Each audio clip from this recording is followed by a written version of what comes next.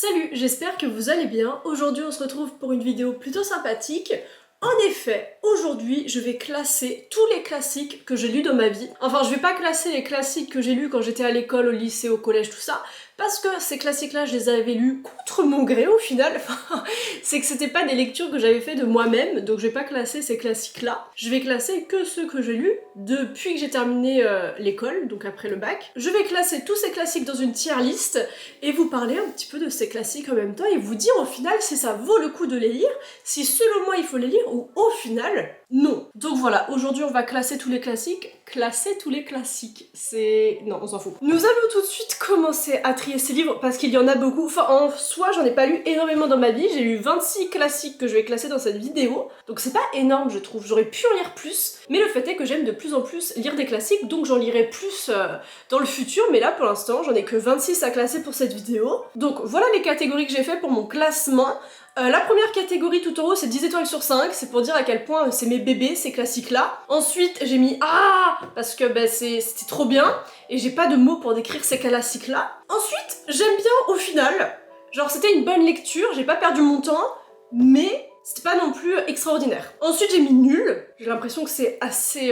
ça s'explique tout seul. Et en dernière catégorie, j'ai mis ma 13e raison. Ça aussi, ça s'explique tout seul. Je vous propose qu'on commence tout de suite le classement de tous ces classiques. Alors, le premier classique que je vais classer, c'est La ferme des animaux de George Orwell. Déjà, je tiens à vous montrer déjà à quel point mon édition de La ferme des animaux est trop stylée. Donc, c'est l'édition anglaise et regardez à quel point le livre est trop canon. Donc j'aime trop l'ambiance de la couverture de ce livre et ce livre était incroyable. Vraiment, ce livre m'a donné envie de lire les autres livres de George Orwell, donc 1984 notamment. Et j'ai beaucoup aimé, surtout quand on pense au contexte dans lequel ce livre a été écrit après la Seconde Guerre mondiale du coup et pendant la guerre froide. Et j'ai bien aimé aussi faire des recherches sur ce livre après pour comparer un petit peu Napoléon, le cochon, oh là là mais Napoléon. Donc Napoléon le cochon, ce que je me suis dit pendant toute ma lecture de ce livre, c'est que je suis végétarienne depuis 10 ans. Mais honnêtement, ça me dérangerait pas de bouffer Napoléon. Je me serais fait des petits lardons avec, y a pas de souci, mais c'est le pire cochon de l'histoire des cochons. Pour vous raconter un petit peu l'histoire de la ferme des animaux. On suit des animaux qui sont dans une ferme, merci Maëva. Mais en gros, c'est des animaux qui prennent le pouvoir sur les hommes qui gèrent leur ferme. C'est une sorte de révolution qui tourne mal au final puisque les animaux finissent par s'auto-gérer. Sauf que, petit souci, ils s'autogèrent en mode c'est une communauté où tout le monde est égaux, mais rapidement les cochons finissent par prendre le pouvoir et par contrôler tout ce qui se passe dans la ferme, sauf que les animaux, ils font que de se dire non mais c'était pire avant avec les humains, donc là c'est mieux avec Napoléon. Mais non, en fait ils ont tellement oublié comment c'était avant qu'ils supportent ce qui se passe après et tout ce que fait Napoléon c'est juste horrible, vraiment je pourrais bouffer Napoléon, j'en ai rien à faire. Voilà, ce livre m'a révoltée et c'est vraiment une révolution qui tourne mal et j'ai beaucoup aimé ce livre, j'ai beaucoup aimé cette lecture, donc La ferme des animaux, ça va dans... Ah voilà. Ensuite, oh Ne tirez pas sur l'oiseau moqueur de Harper Lee. Ce livre, je l'ai lu il y a littéralement quelques semaines et c'est devenu un de mes classiques préférés, donc je le mets tout de suite dans 10 étoiles sur 5. Dans ce livre, on suit Scout qui passe son temps avec son grand frère Jem. Scout, au début du livre, c'est une enfant qui est à moins de 5 ans. Et donc, dans ce livre, on suit l'histoire à travers les yeux de Scout, donc cette petite fille. Leur père, à Jem et Scout, il est avocat dans leur ville et il est chargé de défendre un homme noir qui aurait violé une jeune femme blanche. Sauf que à cette période-là, c'était juste après la Grande Dépression, et bien il y avait énormément de racisme, et donc tout le monde se retournait contre les enfants, et on voyait les répercussions que le travail de leur père avait sur les enfants ensuite. Et donc on voit ce procès se dérouler à travers les yeux de Scout, cette petite fille qui nous raconte tout ce qui se passe. Et j'ai vraiment adoré l'écriture d'Harper Lee, ce livre m'a énormément touchée. Et ouais, il y a plein de phrases que j'ai envie de ne jamais oublier. Ensuite, on passe à Frankenstein de Mary Shelley que j'ai lu en début d'année. Ce livre, il était pas mal. Je sais pas si je le mets dans A ou j'aime bien au final, parce que plusieurs choses à dire. J'ai beaucoup aimé les passages qui sont racontés par le monstre, donc le monstre créé par Frankenstein. Je me souviens plus s'il est vraiment appelé le monstre dans le livre, mais en tout cas, après avoir été créé, il prend la fuite. Et j'ai trouvé ça extrêmement touchant le moment où le monstre raconte ce qu'il a vécu après avoir été créé, le fait de vivre dans la forêt, que tout était bien, c'était un petit peu le paradis au final. Et après, quand il a commencé à aller voir les hommes qui voulaient le tuer, etc., parce qu'il est horrible, horrible, hein, qu'on se le cache pas. L'histoire du monstre m'a énormément touchée, mais après Frankenstein il m'a saoulée parce que le gars il crée un monstre et au lieu après d'essayer de le comprendre machin, il veut le tuer, enfin bref, chiant. J'aime bien au final, je vais mettre, c'était pas mon classique préféré, mais j'ai des bons souvenirs de cette lecture et le monstre m'avait énormément touchée. Encore une fois, je me souviens plus si dans le livre on disait le monstre ou un autre mot. Ensuite, on passe à Fahrenheit 451, donc de Ray Bradbury. Ce livre, je sais pas du tout si je le mets dans 10 étoiles sur 5 ou la catégorie en dessous. Fahrenheit 451, en gros, c'est un futur dystopique dans lequel les livres sont interdits, c'est-à-dire que si t'as des livres chez toi, ta maison est brûlée pour détruire tous les livres et toutes les preuves que tu avais des livres chez toi. Lire des livres est interdit, c'est ça, donc posséder des livres est interdit et globalement, tout ce qui est la lecture, c'est plus possible. Donc dans ce monde-là qui a été transformé à cause de cette interdiction des livres, les pompiers ne sont plus chargés de sauver les personnes, mais plutôt de brûler les maisons dans lesquelles il y a des livres. Et donc dans cette histoire, on suit un homme qui était pompier et qui commence à se poser des questions, qui fait la rencontre d'une jeune fille qui va bouleverser son existence et qui va finir par se rendre compte, au final, est-ce que brûler les livres, c'est la solution? Ce livre, je l'avais lu en une journée, il m'a énormément marqué, je sais que je le relirai dans ma vie, et il y a plein de passages, en fait, que juste repenser à ce livre, je les vois si clairement dans ma tête. Ce passage au début où il y a la maison de cette femme qui brûle, et elle préfère rester dans sa maison plutôt que de vivre son livre. Et ça m'a... Ouais, ce passage, je le revois dans ma tête comme quand je l'ai lu, alors que c'était il y a plus d'1 an que j'avais lu ce livre, donc honnêtement, ce livre, purée, je sais pas où le mettre, non.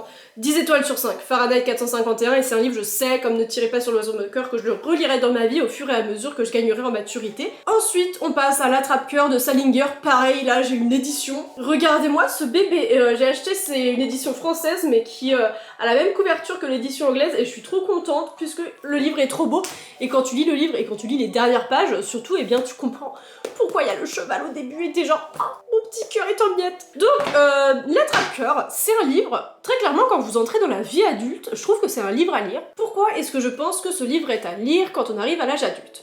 Tout simplement puisque dedans on suit Holden Caulfield, qui vient d'être viré de son école, on est à la période de Noël et au lieu de rentrer directement chez ses parents, il décide de déambuler dans les rues de New York et de vivre un petit peu sa petite aventure avant de rentrer chez lui et de devoir annoncer qu'il a été viré de son école. Ça se passe dans un très court laps de temps, puisqu'il me semble c'est maximum 2 jours, et donc très clairement Holden il essaie de trouver un sens à la vie et un sens à cette vie maintenant qu'il doit faire le deuil de cette enfance dont il est sorti. Il pense beaucoup aux relations qu'il a eues ces dernières années, notamment la relation qu'il a avec sa petite sœur, et c'est ça, c'est vraiment le passage à l'âge adulte qui passe pendant ces quelques jours à New York tout seul, et c'est un livre qui se lit très rapidement, je l'avais lu en une journée, donc voilà, c'est un bon livre sur le passage à l'âge adulte, que je vais mettre dans la deuxième catégorie. Ensuite, on passe au Haut de Hurlevent de Emily Brontë que j'ai lu en début d'année, et qui a été mon premier livre 5 étoiles de cette année. Ce livre, est-ce que je le mets dans 10 étoiles sur 5 ou en bas? Je ne sais pas. En gros, dans les Hauts de Hurlevent, on suit une famille qui vit donc dans les Hauts de Hurlevent. Et le père, monsieur Earnshaw, il ramène un soir à la maison un enfant qu'il a trouvé dans les rues de Londres. C'est Heathcliff qui va ensuite bouleverser la vie de cette famille, puisqu'il est méprisé par les enfants de cette famille, il est traité vraiment comme un moins que rien, et donc il va passer le reste de sa vie à préparer la vengeance sur cette famille, notamment puisqu'il avait été très très amoureux de la fille qu'il y avait. Donc il va préparer cette vengeance toute sa vie, il va être rongé littéralement par cette vengeance. Ce livre m'a vraiment fait passer par toutes les émotions, de la rage à la tristesse, et il n'y a pas un seul personnage que j'ai totalement détesté, pas un seul personnage que j'ai totalement aimé, et donc voilà, ce livre m'a beaucoup marqué cette année, c'était une très très bonne lecture. Je vais le mettre dans A, parce que c'était pas non plus 10 étoiles sur 5, mais c'était ma première bonne lecture de l'année. Ensuite, on passe à mon baby, on passe au portrait de Dorian Gray d'Oscar Wilde. Le portrait de Dorian Gray, d'ailleurs, là je suis allée voir The Substance la semaine dernière avec Margaret Qualley, parce que moi il faut savoir quelque chose sur moi, c'est que je vais voir les films uniquement pour les actrices qu'il y a dedans. Donc bah là j'ai vu que Margaret Qualley était dans un film, je suis allée voir The Substance. Quelle erreur, vraiment ça me mènera à ma perte d'aller voir les films pour les actrices. J'ai vraiment eu l'impression de regarder une adaptation moderne du portrait de Dorian Gray. Voilà, ce rapport à la beauté, parce que pour vous raconter l'histoire de Dorian Gray.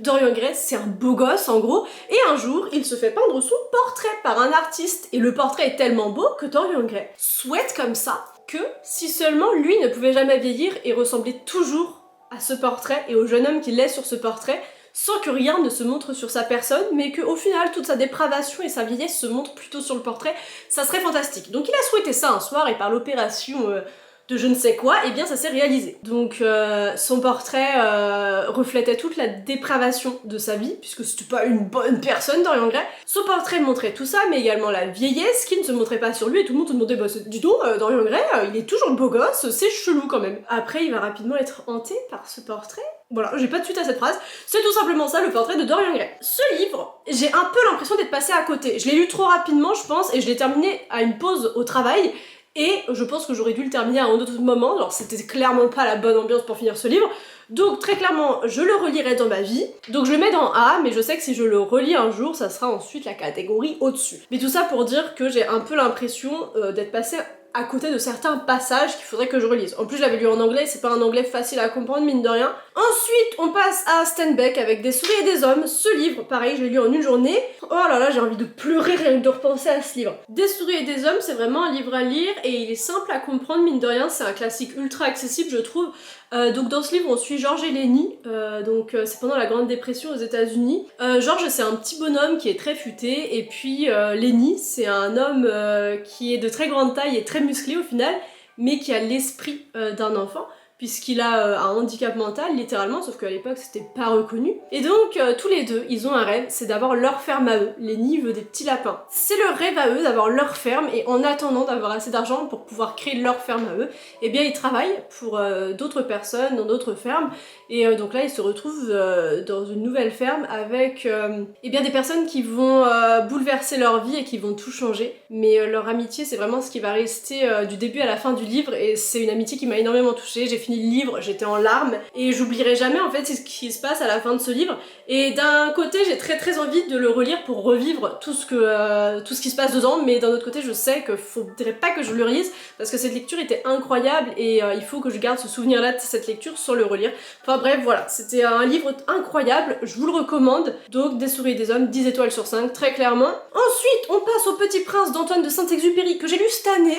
Le Petit Prince, c'était pas mal. Je vais le mettre dans A, voilà, parce que j'aime bien. Ensuite, on passe à Harry Potter à l'école des sorciers, parce qu'au final, est-ce que ce serait pas un classique moderne, les amis? Harry Potter à l'école des sorciers, mais c'est incroyable, je vais pas vous raconter l'histoire d'Harry Potter quand même. Si vous êtes sur cette chaîne YouTube, vous avez peut-être des bases d'Harry Potter, je sais pas.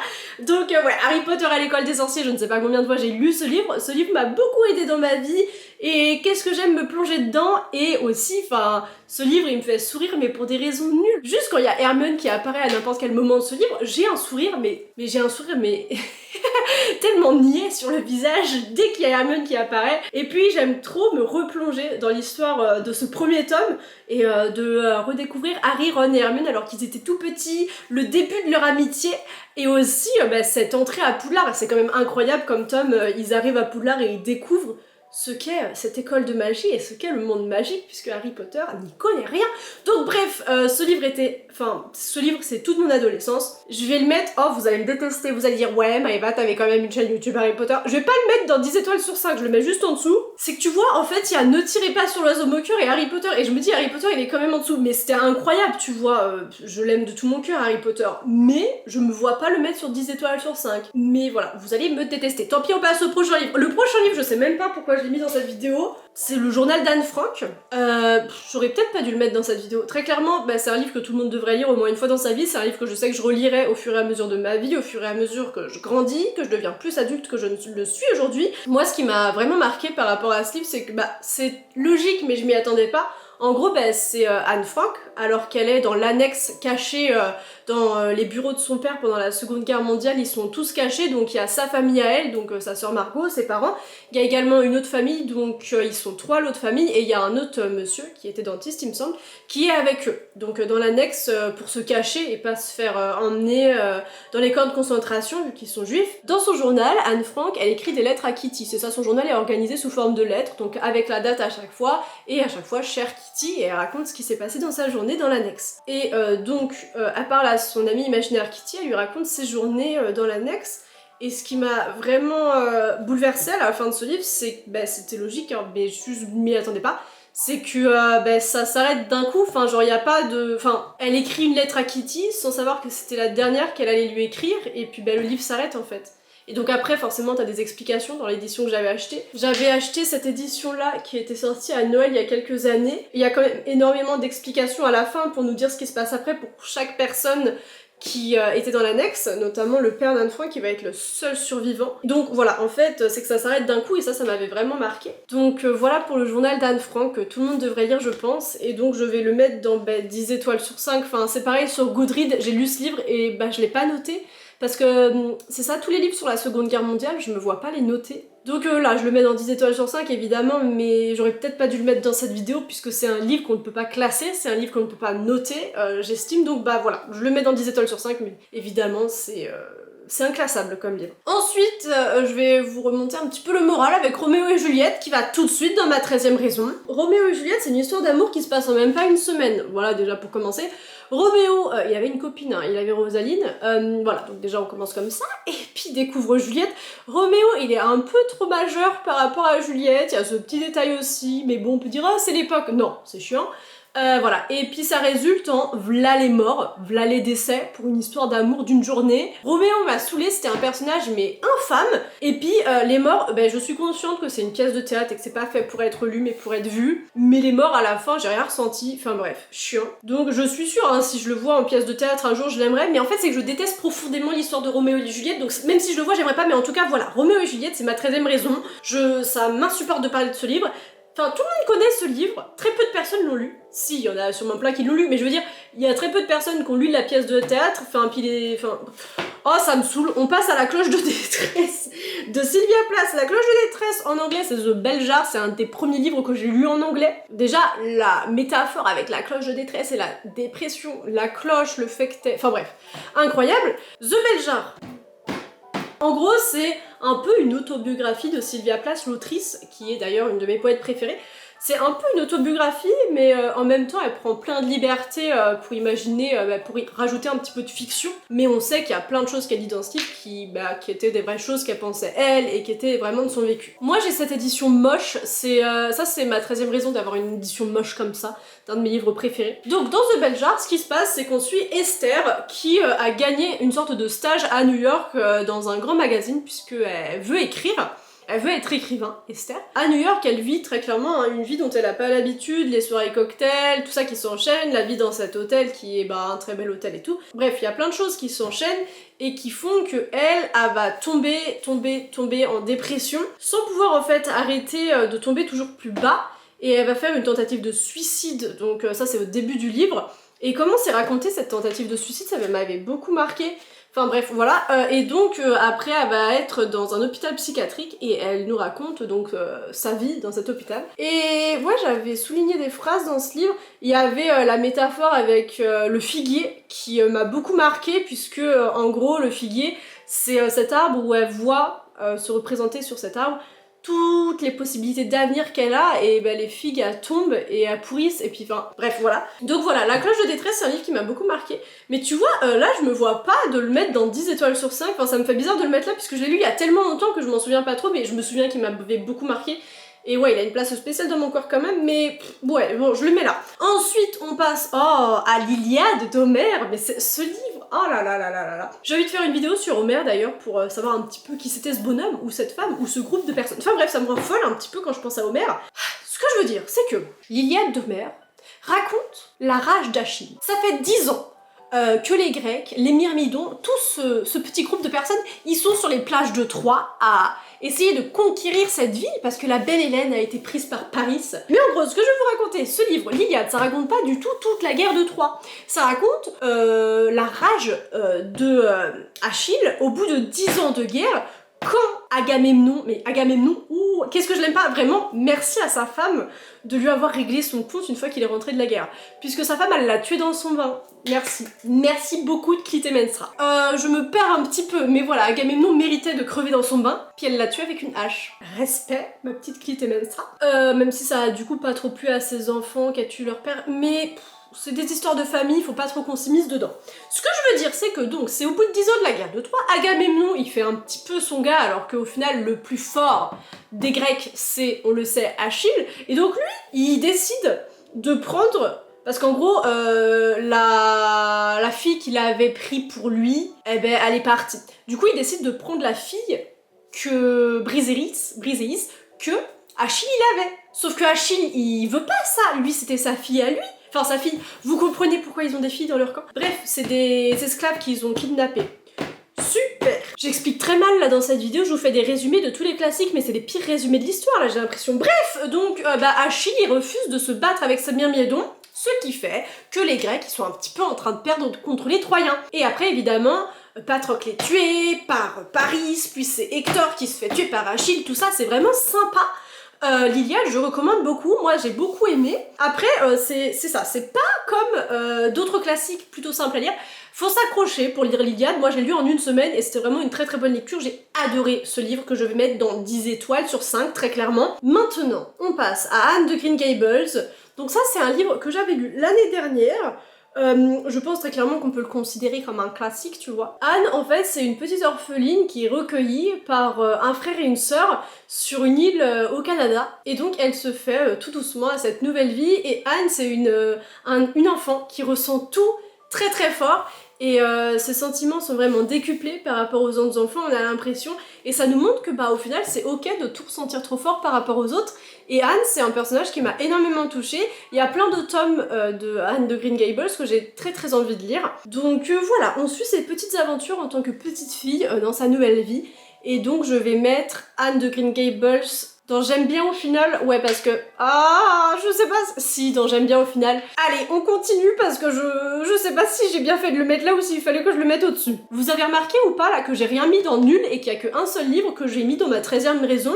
Je trouve que c'est bon signe parce que ça veut dire que les livres que je lis, je me connais tellement bien que je sais qu'ils vont me plaire, donc j'achète pas les classiques que je sais qu'ils vont pas me plaire. Après, globalement, tous les classiques, je les aime bien. Je sais pas s'il y a vraiment des classiques que j'aimerais pas. Enfin bref, je me perds un peu dans mes explications, mais on passe tout de suite à l'Odyssée de Homère. Pareil, l'Odyssée, je vais le mettre en dessous de l'Iliade, parce que mine de rien, j'ai préféré lire l'Iliade à l'Odyssée. Après l'Odyssée, ce qu'il faut savoir, c'est que je l'ai lu il y a quelques années, quand je ne connaissais strictement rien encore à la mythologie grecque. Ça a été le premier livre que j'ai lu en rapport avec cette mythologie, mais ce livre, j'avais quand même bien aimé le lire. Après, je pense pareil, j'étais trop jeune, pas assez mature pour le lire, et il faudra que je le relise un jour, et puis je pense que je l'apprécierai autant que l'Iliade, même si...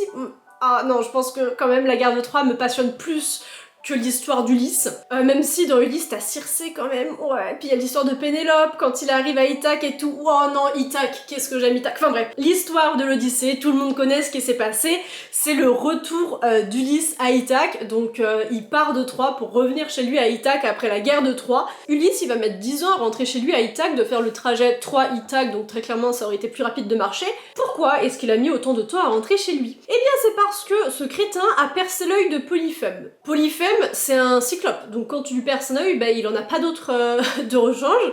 Sauf que Polyphème, il faut savoir, c'est un fils de Poséidon. Poséidon, c'est le dieu de quoi? Le dieu des océans, le dieu des mers. Donc quand t'es sur un bateau sur la mer, eh bien si t'as le dieu des océans contre toi, c'est pas pratique, frérot. Donc voilà, il a fait une bêtise et il doit en payer le prix pendant 10 ans. Maintenant, on passe à Emma de Jane Austen. Ce livre, je vais le mettre dans J'aime bien au final, puisque si je vous aimais moins, peut-être pourrais-je en parler plus. Ah, cette phrase! 90% de ce livre, c'est juste des riches du 19e siècle qui se rendent visite les uns les autres pour boire du thé, voilà, et qui racontent les ragots et les potins du village. Donc, est-ce que c'est pas super fun? Je crois que si. Donc voilà pour Emma. Ensuite, nous avons... Ah là là là là, ce recueil de poèmes! Ensuite, nous allons parler du deuxième recueil de poèmes que j'ai lu en anglais, c'est Leaves of Grass de Walt Whitman. Mais waouh, quel... C'était incroyable à lire ça. Et vous avez vu la belle édition que j'avais pris à l'époque? Oh ouais, non mais c'est incroyable, mais Walt Whitman, j'ai envie de lire ses autres recueils de poèmes aussi. Enfin bref, Leaves of Grass, c'est un peu son recueil de poèmes le plus connu, c'est ses écrits les plus connus. C'est un poète à lire quand on aime la poésie, je pense. Enfin bref, j'avais adoré lire ce recueil de poèmes. J'ai lu il y a tellement longtemps, là, faudrait que je me replonge dedans. Mais en tout cas, voilà, c'est des poèmes que j'avais adoré lire. Et donc Walt Whitman, je vais le mettre dans... Ah, parce que c'était trop bien! Nous passons maintenant au Fantôme de l'Opéra de Gaston Leroux, que j'ai lu cette année à la période d'Halloween. Ce livre était pas mal du tout, je sais pas où le mettre. Le Fantôme de l'Opéra, c'était incroyable! En vrai, c'était pas mal du tout. J'ai un peu eu des frissons. En gros, dans le Fantôme de l'Opéra, on fait la connaissance des deux nouveaux directeurs de l'Opéra Garnier à Paris, qui vont rapidement comprendre qu'il y a un fantôme à l'opéra qui leur fait du chantage. En gros, il leur dit que tous les mois, il faut qu'il leur donne, je sais plus combien c'est, mais peut-être 20 000 francs, je me souviens plus. Tous les mois, il faut que les deux directeurs de l'opéra donnent 20 000 francs au fantôme de l'opéra pour pas que le fantôme de l'opéra il mette à sac les représentations, pour pas qu'il fasse que tout se passe mal. Aussi, il faut que la loge numéro 5, je sais plus laquelle c'est, enfin bref, aussi il faut qu'il y ait une loge toujours réservée pour lui. Enfin bref, il dit plein de trucs le fantôme de l'opéra qui saoulent les deux directeurs, puisque eux, ils refusent un petit peu de se faire malmener par ce fantôme-là, et puis ils croient pas, enfin ils croient pas qu'il puisse y avoir un fantôme, mais il y a aussi cette ambiance quand même qui pèse sur l'opéra Garnier, puisque tout le monde croit avoir vu le fantôme de l'opéra, cet homme bizarre avec le masque, donc il y a cette ambiance un petit peu pesante sur l'opéra Garnier, et tandis que il y a plein de personnes qui mènent l'enquête.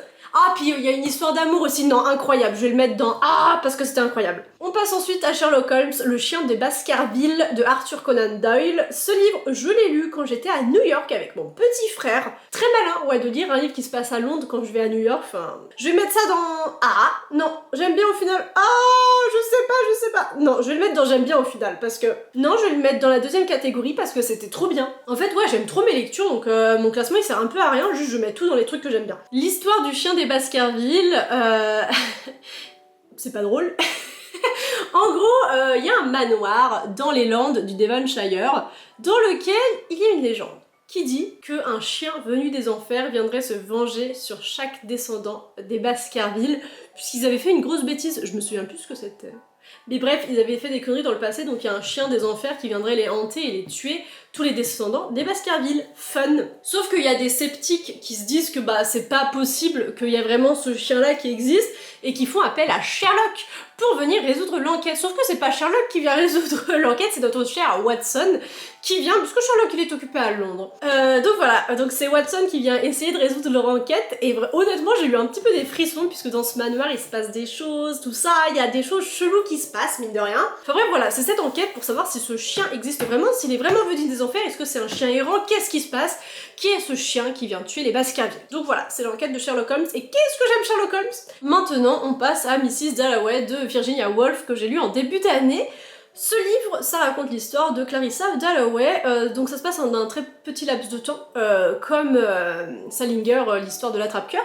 Ça se passe en une journée, alors que Madame Dalloway se prépare pour une soirée qu'elle donne le soir. Et alors que Clarissa, elle prépare cette soirée, eh bien, il y a plein de souvenirs de sa vie du passé qui remontent, et puis elle est littéralement assaillie par tous ses souvenirs, et tous les souvenirs de ses amours passés aussi, et de ce qui s'était passé alors qu'elle était encore jeune, avant la guerre aussi. Et donc voilà, on plonge dans sa vie, mais également ses souvenirs. Je vais le mettre dans A, parce que c'était trop bien, et j'ai pas les mots pour décrire ce livre, il était incroyable. Ensuite, j'ai mis un livre que j'ai lu au lycée, L'étranger d'Albert Camus. Pourquoi je l'ai mis là? J'avais dit que je mettais pas de livre de quand j'étais à l'école, mais L'étranger, c'est un classique trop bien au final, c'est un des seuls classiques que j'ai apprécié lire à l'école, je vais le mettre dans j'aime bien au final. Donc voilà, L'étranger, je l'ai dans ma bibliothèque, faudrait que je le relise, en plus il est pas long, je pourrais le lire en une journée, donc voilà, L'étranger faut que je le relise, mais j'ai des bons souvenirs de ce livre-là. On continue avec un Jules Verne. À une époque en mode j'ai 50 ans, à une époque je lisais beaucoup les Jules Verne. J'ai lu combien de Jules Verne? 1, 2, 3, 4, 5, enfin j'ai dit je lis beaucoup de Jules Verne, j'en ai lu 4. J'aimais bien Jules Verne, enfin j'aime toujours bien, faudrait que je me mette à lire ses autres livres, mais j'avais été clairement déçue de la Terre à la Lune, parce que chiant, la fin de la Terre à la Lune, vraiment moi je m'attendais à tellement mieux, enfin les gars, ils passent des mois à construire un lance-missile pour envoyer 4 pélos dans la Lune. Enfin, pour que ça se termine comme ça et qu'on n'ait pas de... Enfin bref, ça m'a saoulé. En plus, ils emmènent des chiens. Enfin bref. J'ai été extrêmement déçue de la Terre à la Lune. Mais Le Tour du Monde en 80 jours. Déjà, le film Le Tour du Monde en 80 jours, c'est le film qui a marqué mon enfance. Avec 3, c'est des films qu'avec mes frères, on regardait en boucle.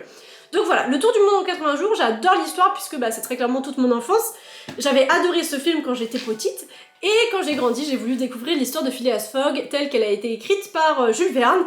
Et j'ai bien aimé, même si, est-ce que je peux le dire, j'ai préféré le film. Enfin, dans mes souvenirs, j'ai pas revu le film depuis que j'ai genre 10 ans, mais dans mes souvenirs, j'ai préféré le film au livre. En vrai, c'était bien, hein, Le Tour du Monde en 80 jours, mais j'ai préféré, mon préféré, je pense, de Jules Verne, c'est Voyage au centre de la Terre, c'est lui que j'aurais dû mettre dans cette vidéo, parce que je l'aurais mis dans A, et là, Le Tour du Monde en 80 jours, j'avais tellement aimé, en fait, j'avais lu Voyage au centre de la Terre juste avant, et j'avais été tellement marquée par ce livre, et j'avais trop aimé ce livre-là, que après j'ai lu Le Tour du Monde en 80 jours, et j'avais été un peu déçue par rapport au Voyage au centre de la Terre, à quel point j'avais aimé.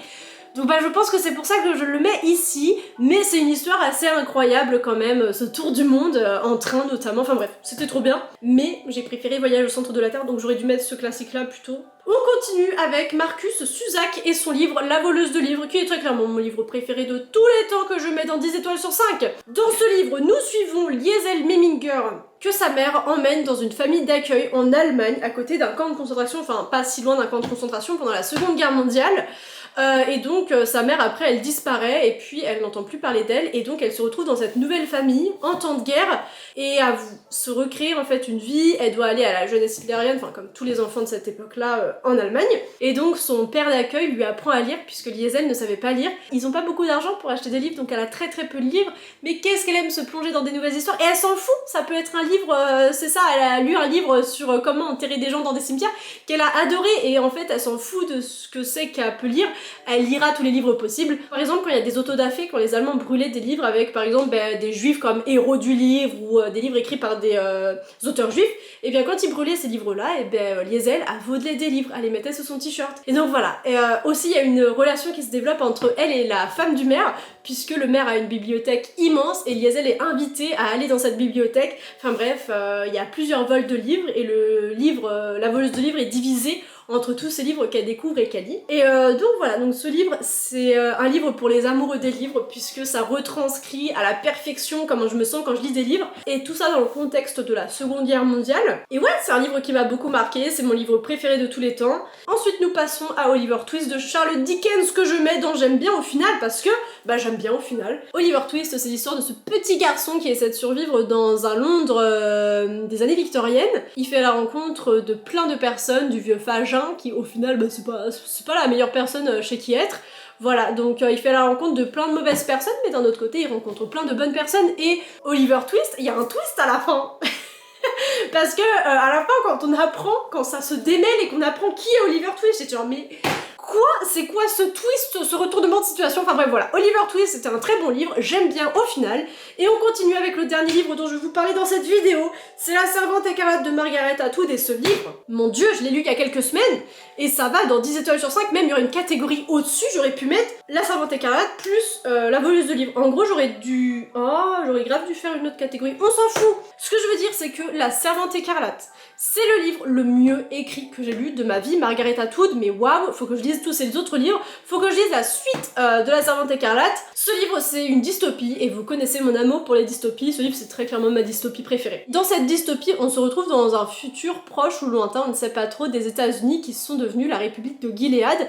Dans cette république, les naissances sont ultra contrôlées. Dans ce livre, on suit Offred, qui est une servante. Son rôle à elle, c'est de faire des enfants aux personnes haut placées de cette république-là. Donc elle passe de maison en maison pour faire des enfants aux commandants et à leurs femmes. Offred, elle a vraiment une mauvaise place, mais globalement les femmes dans ce futur-là, elles ont une mauvaise place quoi qu'il arrive, puisque bah si t'es une femme, t'as plus le droit de le dire, par exemple. Et donc là, on suit la première génération qui fait cette transition entre les anciens États-Unis et cette république de Gilead.